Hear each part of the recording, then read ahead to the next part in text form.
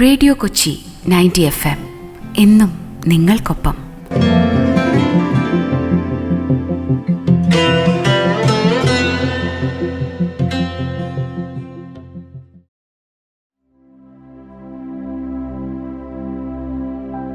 Radio Kochi 90 FM ഇപ്പോൾ കേൾക്കാം എഴുത്തും എഴുത്തുകാരനും വായനയും.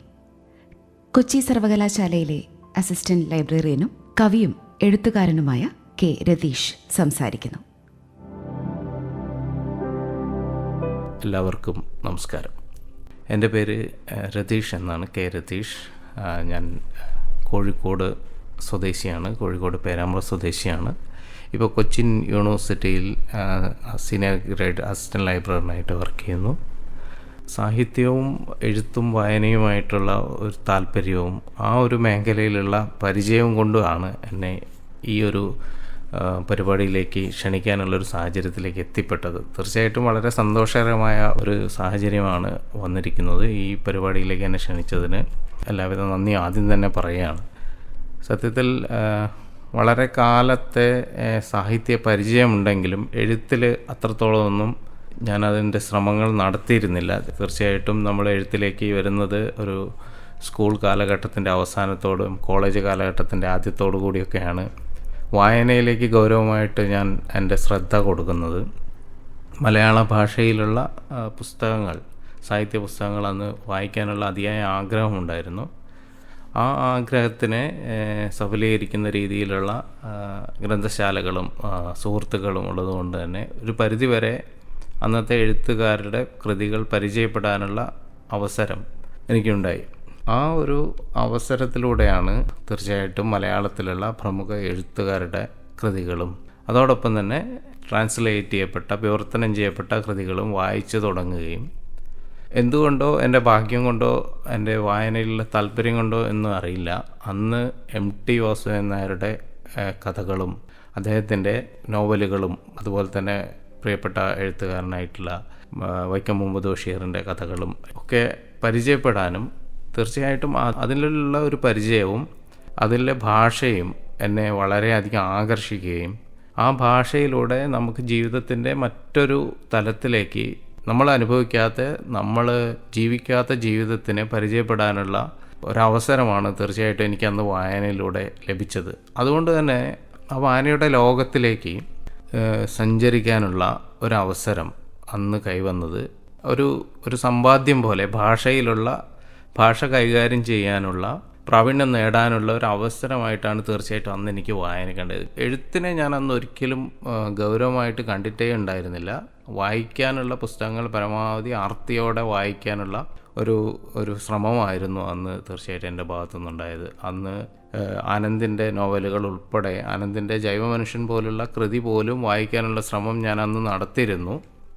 മരുഭൂമികളുണ്ടാവുന്നത്, ഗോവർദ്ധന യാത്രകൾ തുടങ്ങിയ നോവലുകളും അന്ന് ഒരു 1997-98 അല്ലെ ആ ഒരു 2000 കാലഘട്ടത്തിലൂടെയൊക്കെയാണ് ഞാനത് വായിക്കാനും സംശീകരിക്കാനും ശ്രമിച്ചത്. അതോടൊപ്പം തന്നെ നമ്മുടെ മലയാള സാഹിത്യത്തിലുള്ള എഴുത്തുകാരുടെ തകഴിയുടെ കൃതികൾ, അതുപോലെ കുമാരനാശാൻ്റെ കവിത, അതുപോലെയുള്ള സമകാലീനരും നമ്മളെ വിട്ടുപിരിഞ്ഞു പോയവരായിട്ടുള്ള എഴുത്തുകാരുടെ കൃതികളൊക്കെ പരിചയപ്പെടാനുള്ള ശ്രമം എൻ്റെ അക്കാഡമിക് ജീവിതത്തോടൊപ്പം തന്നെ നടത്താനുള്ള ഒരു സമയം എനിക്കന്ന് കിട്ടി. ഇന്നത്തെ തലമുറയ്ക്ക് എത്രത്തോളം അങ്ങനെ കിട്ടുന്നുണ്ടെന്ന് എനിക്ക് അറിയില്ല. അതൊക്കെ ഒരു പക്ഷേ നമ്മുടെ ജീവിതത്തിനെ കുറേ കൂടി വിശാലമായി നോക്കിക്കാണാനും അതേപോലെ തന്നെ നമ്മൾ നേരിടുന്ന പ്രതിസന്ധികളെ മറ്റൊരു തരത്തിൽ കൈകാര്യം ചെയ്യാനും ഒരു പക്ഷേ എന്നെ കൂടുതൽ പ്രാപ്തനാക്കി എന്നുള്ളതാണ് ഞാൻ അതിന് വിലയിരുത്തുന്നത്. അതോടൊപ്പം തന്നെ ഈ വായനയിൽ നിന്ന് കിട്ടുന്ന ഭാഷാ നൈപുണ്യം അല്ലെങ്കിൽ വാക്കുകളുടെ ഒരു സമ്പത്ത് ഒരിക്കലും നമ്മളെ വിട്ടു പോകുന്നില്ല. നമ്മൾ എഴുതാനോ അല്ലെങ്കിൽ ഏതെങ്കിലും രീതിയിലുള്ള ഒരു കണ്ടൻറ്റ് ഡെവലപ്പ് ചെയ്യാൻ ശ്രമിക്കുമ്പോഴായിരിക്കും ഒരുപക്ഷെ നമ്മൾ വർഷങ്ങൾക്ക് മുന്നേ വായിച്ച കൃതിയിലെ വാക്കുകളോ പദസമ്പത്തോ നമ്മളെ സഹായിക്കുന്നത്. അല്ലെങ്കിൽ നമ്മൾ ഒരു ഓഡിയൻസിൻ്റെ മുന്നിൽ, ഒരു ജനസാമാന്യത്തിൻ്റെ മുന്നിൽ നിന്ന് സംസാരിക്കുമ്പോഴോ പ്രസംഗിക്കുമ്പോഴോ നമുക്കൊരു പക്ഷേ അതിൻ്റെ ഉപയോഗം വന്നേക്കാം. ജീവിതത്തിൻ്റെ ഏത് ഘട്ടത്തിലാണ് നമ്മളെ ഒരു വാക്ക് ഒരു വാക്കിൻ്റെ ഒരു ആപ്റ്റായിട്ടുള്ള വളരെ ഉചിതമായ ഒരു വാക്കിൻ്റെ ഉപയോഗം കൊണ്ട് നമ്മളെ ജീവിതത്തിൽ ഒരു പ്രതിസന്ധിയെയോ ഒരു നേട്ടത്തെയോ നമ്മൾ കൈവരിക്കുന്നതെന്ന് നമുക്ക് പറയാൻ പറ്റില്ല. ഒരു പക്ഷേ ഞാനന്ന് വായിച്ചതിൻ്റെ ഒരു പ്രതിഫലനം എന്നുള്ള രൂപത്തിൽ ഞാൻ ഡിഗ്രി കാലഘട്ടത്തിൽ ചെറിയ കഥകൾ എഴുതി കോളേജ് കലാലയ പംക്തികളിൽ പ്രസിദ്ധീകരിക്കാൻ അയക്കുകയും ചിലതൊക്കെ തന്നെ അന്ന് പ്രസിദ്ധീകരിച്ചു വരികയും ചെയ്തു. പക്ഷെ അതിനുശേഷം ദീർഘകാലം നമ്മൾ പഠനം എന്നുള്ള അന്നത്തെ ഒരു തലമുറയുടെ ഏറ്റവും വലിയ കൺസേൺ എന്ന് പറഞ്ഞാൽ പഠിച്ചു കഴിഞ്ഞാൽ അടുത്തത് ഉടൻ തന്നെ ജോലി സംബന്ധമായ കാര്യങ്ങളിലേക്ക് ശ്രദ്ധ കൊടുക്കുക എന്നുള്ളതാണ്.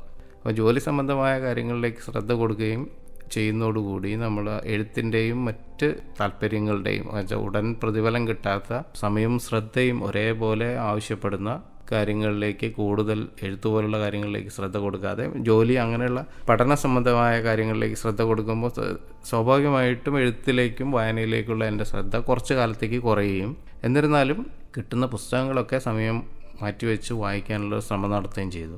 എന്തുകൊണ്ടോ കുറേ കാലം കഴിഞ്ഞപ്പോൾ സ്വയം എഴുതുകയും സ്വയം പ്രസിദ്ധീകരിക്കുകയും ചെയ്യാനുള്ള ഒരു സാഹചര്യം ആധുനിക സാങ്കേതിക വിദ്യയുടെ ശ്രമഫലമായി, പ്രത്യേകിച്ചും സമൂഹ മാധ്യമങ്ങളുടെ ഒരു വരവോടുകൂടി തീർച്ചയായിട്ടും നമുക്ക് എന്തെഴുതിയാലും നമ്മൾ തന്നെ പ്രസാധകനായി മാറുന്ന ഒരു സാഹചര്യത്തിൽ പതുക്കെ എൻ്റെ തോന്നലുകൾ, ചിന്തകൾ, ചെറിയ ആശയങ്ങളെല്ലാം കഥാരൂപത്തിലും മിനിക്കഥാരൂപത്തിലും മിനിക്കവിതകളുമായിട്ട് സോഷ്യൽ മീഡിയയിൽ പബ്ലിഷ് ചെയ്യാൻ തുടങ്ങുകയും അതിൽ നിന്ന് കിട്ടുന്ന ഒരു പ്രതികരണത്തിൻ്റെ തുടർന്ന് അതിൻ്റെ ഒരു പ്രതിഫലനം എന്നുള്ള രൂപത്തിൽ അതെല്ലാം കൂടി സമാഹരിച്ച് 2019 ചെറിയ മിനിക്കവിതകളുടെ ഒരു സമാഹാരമായി ഞാനത് പ്രസിദ്ധീകരിക്കുകയുണ്ടായി. അതിൻ്റെ പുസ്തകത്തിൻ്റെ പേര് സത്യസന്ധമായ മോഷണങ്ങൾ എന്നായിരുന്നു.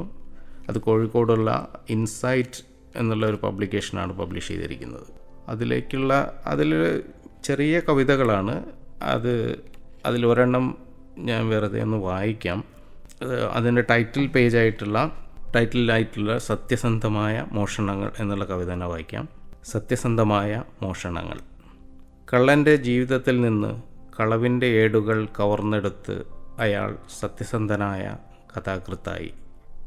കള്ളൻ്റെ ജീവിതത്തിൽ നിന്ന് കളവിൻ്റെ ഏടുകൾ കവർന്നെടുത്ത് അയാൾ സത്യസന്ധനായ കഥാകൃത്തായി എന്ന് തുടങ്ങിയിട്ടുള്ള വളരെ ചെറിയ കവിതകളാണ് ഇതിനകത്തുള്ളത്. ഒരുപക്ഷെ ആളുകൾക്ക് ഒരു മിനിറ്റ് കൊണ്ടോ അല്ലെങ്കിൽ അരമിനിറ്റ് കൊണ്ടോ വായിച്ചെടുക്കാൻ പറ്റുന്ന വളരെ ചെറിയ കവിതകളാണ്. മറ്റൊരു കവിത ഞാൻ വായിക്കാം. കവിത മഴവില്ല്. മഴയുടെ സ്വപ്നങ്ങൾ മേഘം വെയിലുമായി പങ്കുവച്ചു. മഴയുടെ സ്വപ്നങ്ങൾ മേഘം വെയിലുമായി പങ്കുവച്ചു. ഇതേപോലെ 2 വരിയിലോ 3 വരിയിലോ അല്ലെങ്കിൽ പരമാവധി 5-6 വരിയിലുള്ള കവിതകളായിരുന്നു ആ കവിതാ സമാഹാരത്തിൽ പ്രസിദ്ധീകരിക്കപ്പെട്ടത്. വളരെ നല്ല രീതിയിലുള്ള ഒരു വായനക്കാരുടെ ശ്രദ്ധ ആ കവിതകളിലേക്ക് വന്നു. നമ്മൾ പുസ്തകത്തിൻ്റെ ഒരു രൂപത്തിലേക്ക് നമ്മൾ കൃതികൾ പ്രസിദ്ധീകരിക്കപ്പെടുന്നതോടുകൂടി അതിൻ്റെ ഒരു യാത്രയും അതിൻ്റെ ഒരു ആയുസ്സും വളരെ കാലത്തേക്ക് ആയി മാറുകയാണ്. തീർച്ചയായിട്ടും ഒരു സമൂഹ മാധ്യമത്തിൽ പബ്ലിഷ് ചെയ്യപ്പെടുമ്പോഴുള്ള വായനയല്ല നമ്മളൊരു പുസ്തകമായിട്ട് ഇറക്കുമ്പോൾ, അത് ഒരു ലൈബ്രറിയിലോ അല്ലെങ്കിൽ ആളുകളുടെ കയ്യിലെത്തുമ്പോൾ, അവരുടെ പുസ്തക ശേഖരത്തിലേക്ക് എത്തുമ്പോൾ ഒരിക്കലും പ്രതീക്ഷിക്കാത്ത ആളുകളിൽ നിന്ന് പോലും വളരെ നല്ല പ്രതികരണം, അവരുടെ കയ്യിൽ ഈ പുസ്തകം കിട്ടിയെന്നും അവരത് വായിച്ചു എന്നും മറ്റ് ചടങ്ങുകളിലോ ഫംഗ്ഷനിലോ പോകുമ്പോൾ ഇവരെ കാണുമ്പോൾ നമുക്ക് പരിചയമുള്ളതും ഇല്ലാത്തവരായ ആളുകളിൽ നിന്ന് ഇങ്ങനെ ഒരു പ്രതികരണം കിട്ടുന്നതാണ് ഒരു എഴുത്തുകാരൻ എന്നുള്ള നിലയിൽ ഏറ്റവും വലിയ സന്തോഷം. ആ ഒരു സന്തോഷത്തിലേക്ക് പോകാൻ വേണ്ടി അതിലേക്ക് എത്തിച്ചേരാൻ സഹായിച്ച ഒരു പുസ്തകമായിരുന്നു എൻ്റെ ആദ്യത്തെ കവിതാ സമാഹാരമായിട്ടുള്ള സത്യസന്ധമായ മോഷണങ്ങൾ. അതിലുള്ള ഒരു കവിത കൂടി ഞാൻ വായിക്കാം. കവിതയുടെ പേര് ക്ലോക്ക്. ഒരേ വഴിയിലൂടെ മടുപ്പോടെ നടക്കുന്നു മറ്റുള്ളവരുടെ നേരമളക്കാൻ. ഒരേ വഴിയിലൂടെ മടുപ്പോടെ നടക്കുന്നു മറ്റുള്ളവരുടെ നേരമളക്കാൻ. അപ്പോൾ നമ്മൾ പറഞ്ഞു വന്നത് എഴുത്തിൻ്റെയും വായനയുടെയും ഒരു സന്തോഷം, അല്ലെങ്കിൽ അതിൽ നിന്നൊരു എഴുത്തുകാരന് കിട്ടുന്ന, അയാൾക്ക് എന്താണ് അതുകൊണ്ട് അയാൾ നേടുന്നത്.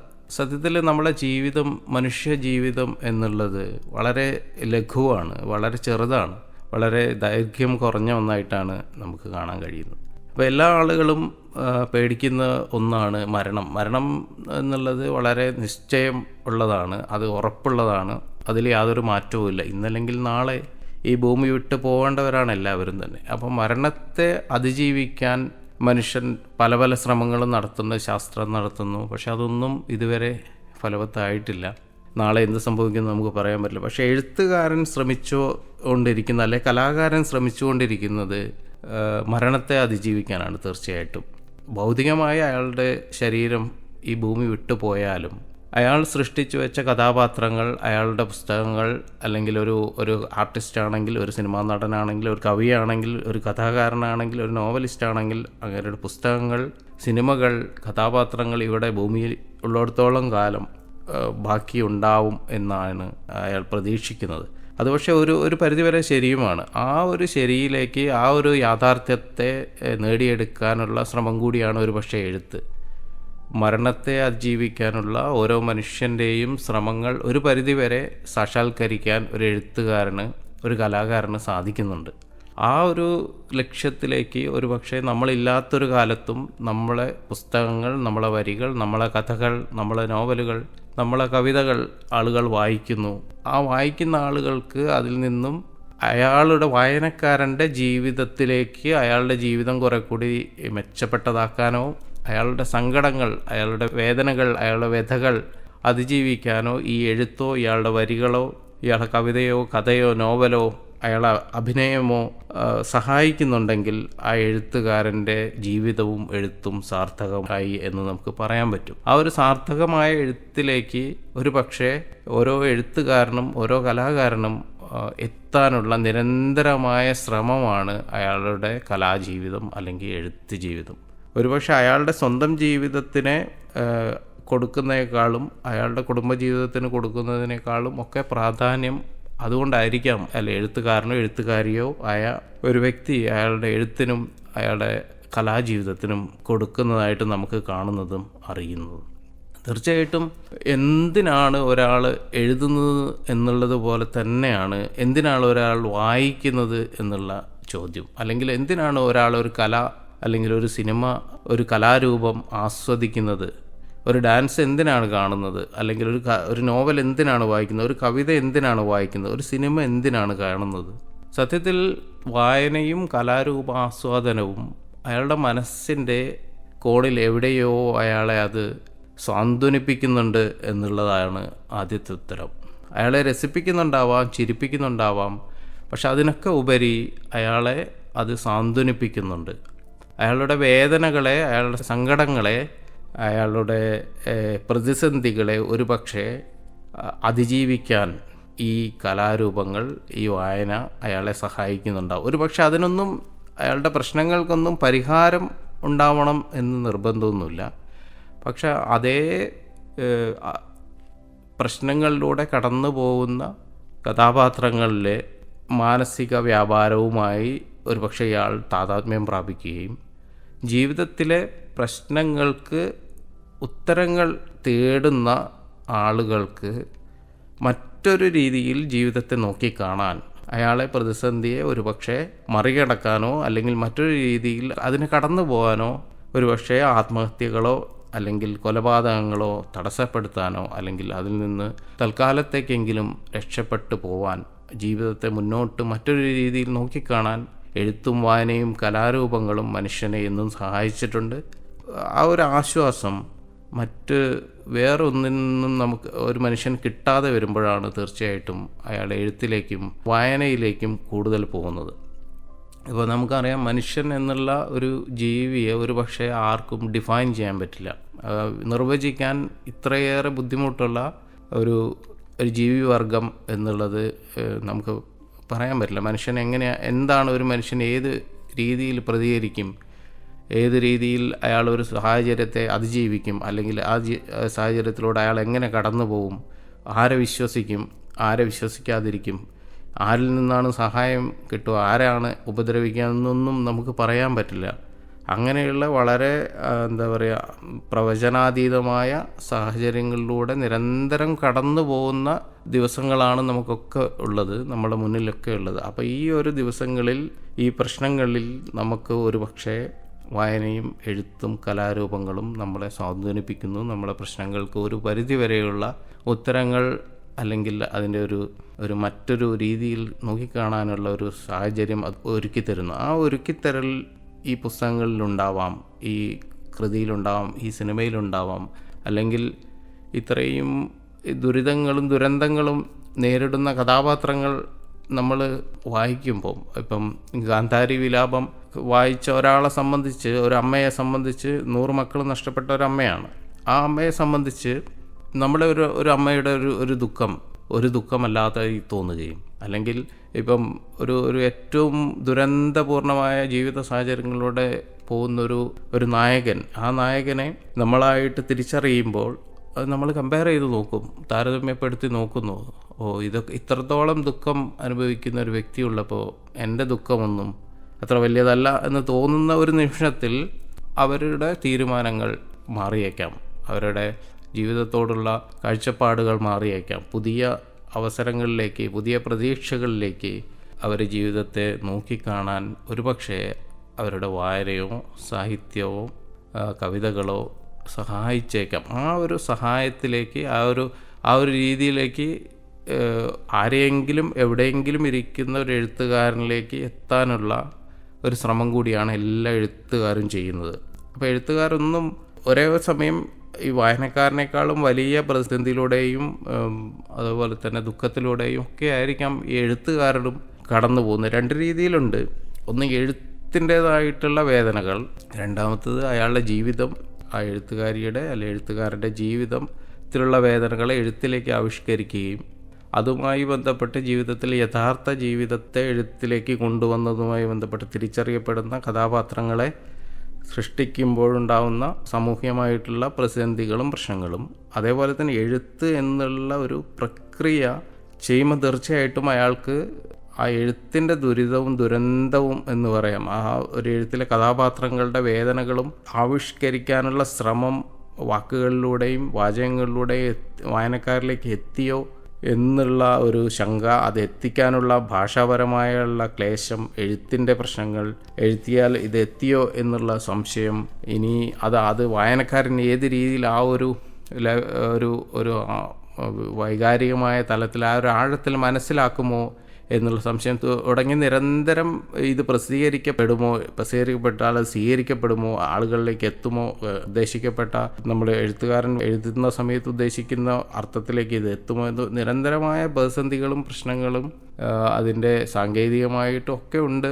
അതോടൊപ്പം തന്നെ എഴുതി കഴിഞ്ഞ് അത് വായനക്കാരിലെത്തി ഒരു പരിധിവരെ വായിക്കപ്പെട്ട് അതിൻ്റെ ഒരു പ്രതികരണങ്ങൾ കിട്ടുമ്പോഴുണ്ടാവുന്ന ആത്മസംതൃപ്തി എന്നുള്ളതായിരിക്കാം ഒരു പക്ഷേ എല്ലാ എഴുത്തുകാരും ഒരു കഥയിൽ നിന്നോ നോവലിൽ നിന്നോ കവിതയിൽ നിന്നോ പ്രതീക്ഷിക്കുന്നത്. അതിനപ്പുറത്തേക്ക് ചിലപ്പോൾ അത് വളർന്നേക്കാം, മറ്റ് കലാരൂപങ്ങളായിട്ട്, സിനിമയായിട്ടോ അല്ലെങ്കിൽ അങ്ങനെയുള്ള രൂപങ്ങളായിട്ട് അത് മാറാനുള്ള സാഹചര്യവും അതോടൊപ്പം തന്നെ ഉണ്ടാവുന്നുണ്ട്. എന്നിരുന്നാലും എന്തിന് ഒരാൾ എഴുതുന്നു അല്ലെങ്കിൽ എന്തിന് ഒരാൾ വായിക്കുന്നു എന്നുള്ള 2 ചോദ്യങ്ങൾക്കും സത്യത്തിൽ ഇതുവരെ കൃത്യമായ നിർവചനം അല്ലെങ്കിൽ ഒരു ഉത്തരം കൊടുക്കാൻ ആർക്കും കഴിഞ്ഞിട്ടില്ല. ഉത്തരം കൊടുക്കാൻ കഴിഞ്ഞിട്ടില്ല എന്നുള്ളത് അതിൻ്റെ ഒരു സാധ്യത കൂടിയാണ് കാണുന്നത്. ഉത്തരം കൊടുക്കുന്നതോടുകൂടി ആ ഒരു സാധ്യത അവിടെ അവസാനിക്കുകയാണ്. ഉത്തരം കൊടുക്കേണ്ട കാര്യമില്ല. എന്തിനൊരാൾ എഴുതുന്നു എന്ന് എന്നോട് ചോദിക്കുമ്പോൾ ഞാൻ പറയുന്ന ഉത്തരമല്ല തീർച്ചയായിട്ടും മറ്റൊരാൾ പറയുന്നത്. നിങ്ങൾ എന്തുകൊണ്ട് നോവൽ വായിക്കുന്നു എന്ന് ഒരാൾ ചോദിക്കുമ്പോൾ അയാൾ ഒരു ഉത്തരം പറയുന്നു, വേറൊരാൾ മറ്റൊരു ഉത്തരം പറയുന്നു. എന്തുകൊണ്ട് നിങ്ങൾ എഴുതുന്നു എന്ന് ചോദിച്ചാൽ അതിന് കൃത്യമായ ഒരു ഉത്തരം ഒരു പക്ഷേ തൊഴിൽ മേഖല എന്നുള്ള നിലയ്ക്ക് എഴുത്തിനെ കാണുന്നവർ പോലും ഒരേപോലെ ഉത്തരം പറയണമെന്നില്ല. ഇപ്പം മറ്റൊരു തൊഴിൽ മേഖലയിലുള്ള ഒരാളോട് ചോദിച്ചു കഴിഞ്ഞാൽ നിങ്ങൾ എന്തിന് തൊഴിൽ ചെയ്യുന്നു എന്ന് ചോദിച്ചാൽ പ്രാഥമികമായിട്ട് അയാളുടെ ഉത്തരം ജീവിക്കാനുള്ള വരുമാനം വേണം, അതിനുവേണ്ടി തൊഴിൽ ചെയ്യുന്നു എന്ന് പറയും. പക്ഷേ എഴുത്തുകാരൻ ഒരിക്കലും, ചില ആളുകൾ പറഞ്ഞേക്കാം, എന്നിരുന്നാലും എഴുത്തുകൊണ്ട് ജീവിച്ചു പോകാനുള്ള സാഹചര്യം മലയാളത്തിൽ എനിക്ക് തോന്നുന്നു വളരെ പരിമിതമാണ്. മലയാളം പോലെ വളരെ ചെറിയൊരു ഭാഷ, വളരെ കുറച്ച് ആളുകൾ ഇംഗ്ലീഷോ അല്ലെങ്കിൽ മറ്റ് ലോക ഭാഷകളുമായിട്ടോ കമ്പയർ ചെയ്യുമ്പോൾ വളരെ കുറച്ച് വായനക്കാരുള്ള ചെറിയൊരു ഭാഷയിൽ എഴുത്തുകൊണ്ട് ജീവിച്ചു പോകാൻ വളരെ ബുദ്ധിമുട്ടായിരിക്കും. അപ്പോൾ എഴുത്തുകാരൻ തീർച്ചയായിട്ടും സാമ്പത്തികമായ നേട്ടത്തിന് വേണ്ടി അല്ല എഴുതുന്നത്. അതുണ്ടാവാം. അതുമാത്രമല്ല, അദ്ദേഹത്തിൻ്റെ ആ ഒരു ശ്രമം എന്നുള്ളത് തീർച്ചയായിട്ടും നമ്മുടെ ഭാഷയിലേക്കുള്ള അയാളുടെ ഒരു സംഭാവനയും അതിൻ്റെ അധ്വാനവുമായിട്ടാണ് ഞാൻ എന്തായാലും വിലയിരുത്തുന്നത്. അപ്പം നമ്മൾ എഴുത്തിനെയും വായനയെയും കുറിച്ചാണ് ഇത്രയും നേരം സംസാരിച്ചുകൊണ്ടിരുന്നത്. അപ്പോൾ എൻ്റെ രണ്ടാമത്തെ കവിതാ സമാഹാരം 2024 പ്രസിദ്ധീകരിക്കപ്പെട്ടത്. അത് കോഴിക്കോട് പൂർണ്ണ പബ്ലിക്കേഷൻസ് ആണ് പബ്ലിഷ് ചെയ്തിരിക്കുന്നത്. പുസ്തകത്തിൻ്റെ പേര് പുളഞ്ഞു വളഞ്ഞ വഴിയിൽ എന്നാണ്. അതിനകത്തുനിന്ന് ഒരു കവിത ഞാൻ ചൊല്ലാം എന്ന് വിചാരിക്കുന്നു. കവിതയുടെ പേര് നിശ്ചലനം. ജീവിച്ച് കൊതി തീരാതെ ആത്മഹത്യ ചെയ്ത ആൾ മരണത്തിൽ നിന്ന് സ്വപ്നത്തിലേക്ക് കണ്ണു തുറന്നു. ജീവിച്ച് കൊതി തീരാതെ ആത്മഹത്യ ചെയ്തയാൾ മരണത്തിൽ നിന്ന് സ്വപ്നത്തിലേക്ക് കണ്ണു തുറന്നു. പ്രിയപ്പെട്ടവരുടെ കൈകളിൽ തൂങ്ങി മഞ്ഞെന്നോ മഴയെന്നോ ഇരുട്ടെന്നോ നിഴലെന്നോ വെളിച്ചമെന്നോ തിരിച്ചറിയാതെ അപരിചിത വഴിയിൽ നടന്നു. പ്രിയപ്പെട്ടവരുടെ കൈകളിൽ തൂങ്ങി മഞ്ഞെന്നോ മഴയെന്നോ ഇരുട്ടെന്നോ നിഴലെന്നോ വെളിച്ചമെന്നോ തിരിച്ചറിയാതെ അപരിചിത വഴിയിൽ നടന്നു. കഴുകന്മാർക്കും മുകളിൽ ശലഭങ്ങൾക്കൊപ്പം മേഘങ്ങൾക്കിടയിൽ നനഞ്ഞു പറന്നു. കഴുകന്മാർക്കും മുകളിൽ ശലഭങ്ങൾക്കൊപ്പം മേഘങ്ങൾക്കിടയിൽ നനഞ്ഞു പറന്നു. കടൽ നീലയും ആഴവും കുടിച്ച് മീനുകൾക്കൊപ്പം ചിറകേറി നീന്തി. ഉപ്പിൽ രതി ദാഹിച്ചു വിശന്നു. കടൽ നീലയും ആഴവും കുടിച്ച് മീനുകൾക്കൊപ്പം ചിറകേറി നീന്തി. ഉപ്പിൽ രതി ദാഹിച്ചു വിശന്നു. രക്തം വാർന്നു തീർന്നയാൾ മൃതിയിലേക്ക് കണ്ണുകളടച്ചു. രക്തം വാർന്നു തീർന്നയാൾ മൃതിയിലേക്ക് കണ്ണുകളടച്ചു. കിനാവിലെ പങ്കുകാർ ഉറുമ്പുകൾ ഉടലിലേക്ക് വരിയിട്ടു.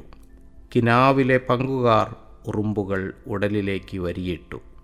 അപ്പോൾ എഴുത്തിൻ്റെയും വായനയുടെയും ഒരു ലോകത്തെ പറ്റിയാണ് ആ ഒരു പ്രപഞ്ചം തീർച്ചയായിട്ടും മറ്റാർക്കും പറഞ്ഞു കൊടുക്കാൻ പറ്റില്ല. നിങ്ങളെ എഴുത്തിലേക്ക് കൊണ്ടുവരാൻ, നിങ്ങൾക്ക് എഴുത്തിൻ്റെ ആസ്വാദ്യതയെപ്പറ്റി നമുക്ക് കൺവേ ചെയ്യാൻ, നമുക്ക് കമ്മ്യൂണിക്കേറ്റ് ചെയ്യാൻ ഒരുപാട് പരിമിതികളുണ്ട് മനുഷ്യൻ എന്നുള്ള നിലയ്ക്ക്. എഴുത്തിൻ്റെ സുഖം, സന്തോഷം എന്നുള്ളത് എല്ലാവരും തന്നെ സ്വയം അനുഭവിച്ച് അറിയേണ്ട ഒന്നാണ്. അപ്പോൾ വായനയുടെ രസം, വായനയുടെ സുഖം എന്താണ്, വായനയിൽ നിന്ന് എന്താണ് കിട്ടുന്നതെന്നാണ് നമ്മൾ ഇത്രയും നേരം ഒരു വായനക്കാരൻ എന്നുള്ള രൂപത്തിൽ എനിക്ക് തികച്ചും വ്യക്തിപരമായ അനുഭവമാണ് ഞാൻ പറഞ്ഞത്. വായനയിൽ നിന്ന് കിട്ടുന്ന സന്തോഷം, അതിൽ നിന്ന് കിട്ടുന്ന ജീവിതത്തെ നോക്കിക്കാണാനുള്ള ഒരു പുതിയൊരു വീക്ഷണം നമുക്ക് എങ്ങനെ വിപുലപ്പെടുത്തിയെടുക്കാം എന്നുള്ളതാണ് നമ്മൾ പറഞ്ഞുകൊണ്ടിരുന്നത്. തീർച്ചയായിട്ടും വായനയുടെ സന്തോഷം, സുഖം അത് നമുക്ക് പറഞ്ഞു കൊടുക്കാൻ പറ്റില്ലെങ്കിലും നമുക്ക് അനുഭവിക്കാൻ പറ്റും. വായനക്കാരൻ അതുകൊണ്ടാണ് നിരന്തരം വായനക്കാരനായി തുടരുകയും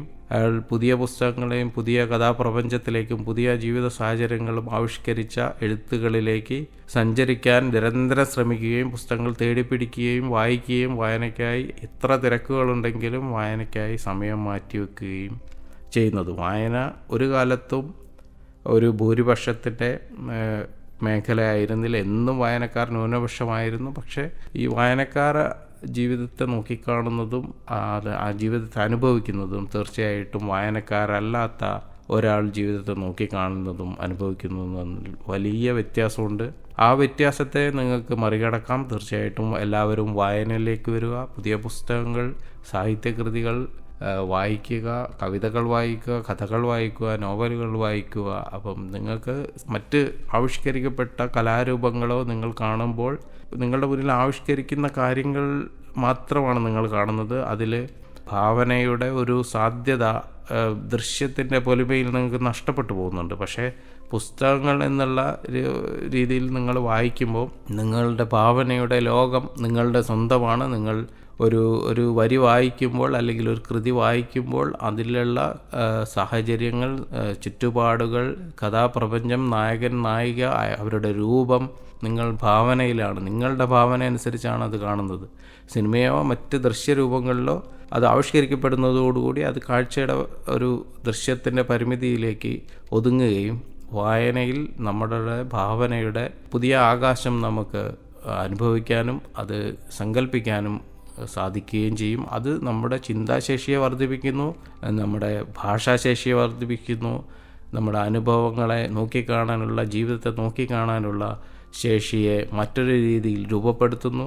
അപ്പോൾ തീർച്ചയായിട്ടും കുറെ കൂടി നല്ലൊരു ജീവിതവും വ്യത്യസ്തവുമായിട്ടുള്ള ഒരുപാട് ജീവിതങ്ങൾ ജീവിക്കാനുള്ള ഒരു വഴി എന്ന് നമുക്ക് എപ്പോഴും എളുപ്പവും പ്രാപ്യമായ ഒരു വഴിയായിട്ട് നമുക്ക് വായനയെ കാണാം. തീർച്ചയായിട്ടും വായനയിലൂടെ നിങ്ങൾ പോകുമ്പം നിങ്ങൾ ആ എഴുത്തിലേക്കുള്ള ഒരു വഴി കൂടി അവിടെ ചിലപ്പോൾ തുറന്നു വന്നേക്കാം. എഴുത്തിലൂടെ ഒരു ധ്യാനം എന്നുള്ള രൂപത്തിൽ നിങ്ങൾ എഴുത്തിനെ കണ്ടേക്കാം. എഴുത്തിലൂടെ നിങ്ങളുടെ തന്നെ ജീവിതത്തെയും മറ്റുള്ളവരുടെ, അതായത് നിങ്ങൾ കാണുകയും കേൾക്കുകയും അറിയുകയും ചെയ്യുന്ന നിങ്ങളുടെ സ്വന്തം ജീവിതത്തെയും മറ്റുള്ളവരുടെ ജീവിതത്തെയും നിങ്ങൾക്ക് ഒരുപക്ഷെ ആവിഷ്കരിക്കാൻ എഴുത്തിലൂടെ കഴിഞ്ഞേക്കാം. എന്നും ഒരു സാധ്യത, ജീവിതത്തിൻ്റെ മറ്റൊരു സാധ്യത എഴുത്തും വായനയും ഓരോ മനുഷ്യൻ്റെ മുന്നിലും തുറന്നു വെക്കുന്നുണ്ട്. ആ ഒരു ലോകത്തേക്ക് തീർച്ചയായിട്ടും എല്ലാവർക്കും വരാം. എല്ലാവരെയും ആ ഒരു ലോകത്തേക്ക് ഹൃദയപൂർവ്വം ഞാൻ സ്വാഗതം ചെയ്യുകയാണ്. അതിലെ ഒരു എളിയ വ്യക്തി എന്നുള്ള നിലയിൽ എല്ലാവരെയും ഹൃദയപൂർവ്വം ലോകത്തേക്ക് സ്വാഗതം ചെയ്യുന്നു. നമസ്കാരം.